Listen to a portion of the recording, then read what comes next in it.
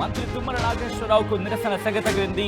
Khammam collectorate దగ్గర తుమ్మలను అడ్డుకున్నారు రైతులు, ప్రజా సంఘాలు. ఎలాంటి ఆంక్షలు లేకుండా రుణమాఫీ అమలు చేయాలంటూ రైతులు నిరసనకు దిగారు.